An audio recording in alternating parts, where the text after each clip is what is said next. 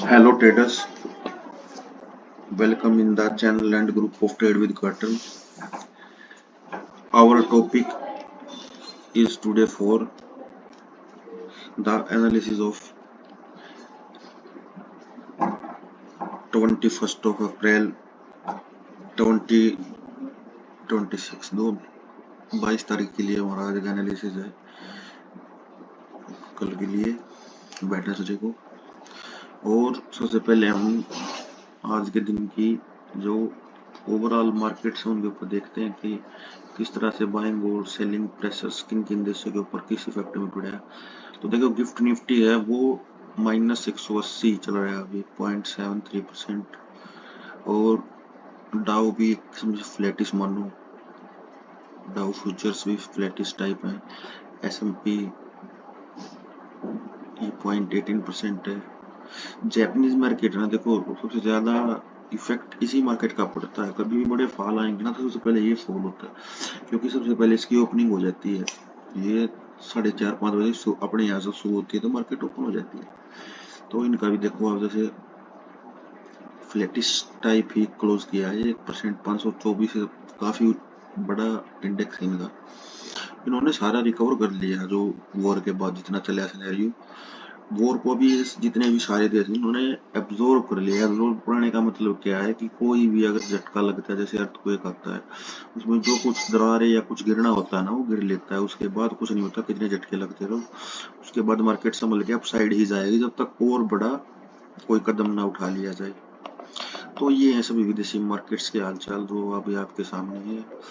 अभी हम देखते हैं कि आज का हमारा जो चार्ट एनालिसिस है वो क्या कह रहा है। तो सबसे पहले देखो निफ्टी, चैनल को लाइक करें, सब्सक्राइब करें, आपको बेहतरीन जानकारियां मिलेंगी जिसमें आप एक अच्छी तरह से इसमें मार्केट में वर्क और प्ले कर पाए। तो मार्केट ने है ना, जब ये वार चालू हुई तो देखो ये लो दिया यहाँ पर 22,214, और यही लो जब टैरिफ आए तो था। और 24 में जब एनडीए की गवर्नमेंट पूरा बहुमत हासिल नहीं कर पाई बीजेपी पार्टी, तो भी यहाँ तक का ही लो लगाया था। दिखा भी देता हूँ आपको,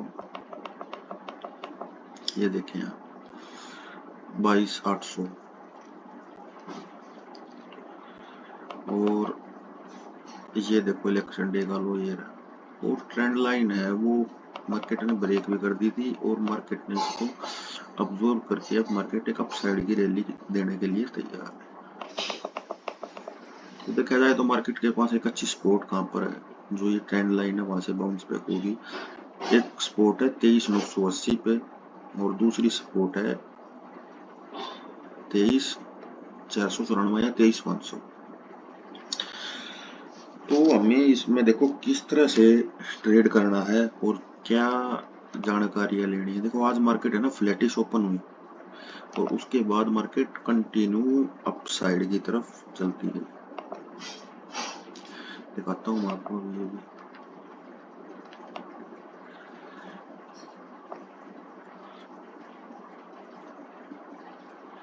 आज मार्केट देखो हल्का सा गैप डाउन 1-2 पॉइंट ऊपर खुल के और धीरे धीरे ऊपर की तरफ ही जाके मार्केट में क्लोज करती है। तो ऐसे में क्या ना, देखो इसके ऐसे सिनेरियो में हम क्या कर सकते हैं। ऐसे सिनेरियो में हम ये कर सकते हैं कि जैसे देखो 24,500 का मार्केट है और 24,700 और 24,300, सॉरी 24,600, 24,400 और 24,800 कॉल और पुट ले लेनी है हमें। जो ये लो ऐसा मानो आपकी अगर 20-20 रुपए की हुई है तो ये जिस तरह आज अपसाइड की तरफ गया मार्केट, तो वो आपका मोटा मोटा आराम से 70-75 पॉइंट तक एक ऑप्शन चला जाएगा। खरीदने में लगे 40 टोटल, 75 में गया हमने सेल कर दिया, हेज हो गया, ताकि मार्केट में किसी भी तरह का भूचाल आए तो हम उसको सहन कर पाए।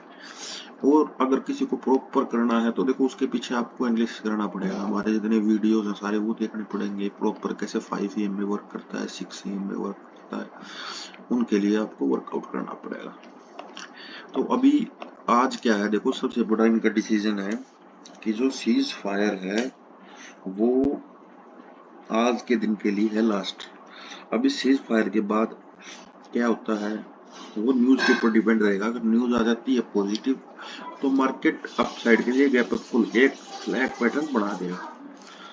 तो इस तरह से रहेगा सिनेरियो इसका सारा टोटल, और ऐसे ही आप इसमें प्ले कर पाएंगे। अभी देख लेते हैं, जैसे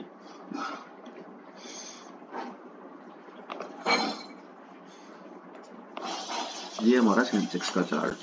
सेंसेक्स भी देखो सेम ही करता है क्योंकि उसमें 50 कंपनीज हैं और इसमें 100 के करीब कंपनी है, तो ये भी उसी तरह का बराबर वर्कआउट करता है। थोड़ा बहुत फर्क रहता है, कोई खास नहीं रहता। तो जैसे निफ्टी चलता है ये भी वैसे ही अपनी चाल देता रहता है। जैसे वो 0.87% अप था, ये 0.96% है। और अभी देख लेते हैं बैंक निफ्टी का। देखो बैंक निफ्टी ने क्या किया, आज बैंक निफ्टी गैप अप खुलने के बाद साइड की तरफ एक 789 पॉइंट अच्छा दिया इसने अप साइड की तरफ जाने के लिए। देखो वो 80,000 का इंडेक्स है, वो 753 ही गया और ये 57,000 का इंडेक्स हो गए 789 पॉइंट ऊपर गया, तो ये उससे अच्छा ही चल गया। तो इसमें भी आप सेम सिनेरियो है कि देखो बोथ साइड के लिए प्ले कर सकते हैं। और बाकी अगर आप एफआई का डाटा, डीआई का डाटा देख के भी आज का वो लगा सकते हैं अनुमान कि कल क्या रहेगा, वो हम आपको भी दिखा देते हैं। देखो एफआई जो फॉरेन इन्वेस्टर्स हैं उन्होंने टोटल जो नेट फिगर है 1918.99 करोड़ रुपए की बिकवाली करी है। और डीआईआई ने जो ये अपने डोमेस्टिक फंड्स होते हैं उन्होंने 2,221.27 करोड़ की खरीदारी की है। तो इसमें टोटल लेके चलेंगे तो 300 करोड़ की बाइंग हुई है, जो कि नाम आता है इतनी बड़ी मार्केट के लिए। इंडेक्स को फ्यूचर्स में देखें तो एफआई ने बाइंग डाल रखी है और ऑप्शंस के लिए भी क्वाली कर रखी है। तो इंडेक्स अगर फ्यूचर्स में इनकी बाइंग है तो क्यों, इनको पता है क्योंकि आगे मार्केट स्टेबल होकर अब साइड की तरफ ही जाएगी। और स्टॉक फ्यूचर्स हैं उसमें भी इन्होंने बाइंग कर रखी है, स्टॉक ऑप्शंस में भी एफआई ने बाइंग कर रखी है। और जो आज के लिए जो डाटा था वो ये था, कल के लिए तो आज वर्क किया जिस डाटे ने वो कल शो करता है। तो ये आज इन्होंने शो किया है, जितना भी इन्होंने अपना किया इनके कल इफेक्ट आएगा इसके ऊपर इनके साथ। तो कल मार्केट अप साइड की तरफ ही जाने का वो रहेगा। अभी ग्लोबल मार्केट्स को देख लेते हैं कि ग्लोबल मार्केट्स का क्या कहना है। सब ज्यादातर मार्केट डाउन साइड की तरफ है, सिर्फ जापानीज मार्केट जो क्लोज हो चुकी है।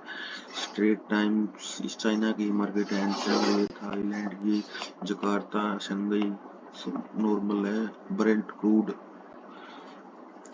गोल्ड टूटा है आज, क्रूड 2.40% बढ़ा है क्योंकि आज उनका वो सीज फायर के ऊपर डिसीजन है। तो चैनल को लाइक करें, सब्सक्राइब करें, शेयर करें और कमेंट करें, और सब्सक्राइब करना बिल्कुल ना भूलें। ज़्यादा से ज़्यादा शेयर करें अपने फ्रेंड्स और सर्कल के पास जो ट्रेडिंग करते हैं, और एनालिसिस के लिए आप कमेंट भी कर सकते हैं। जय हिंद, जय भारत।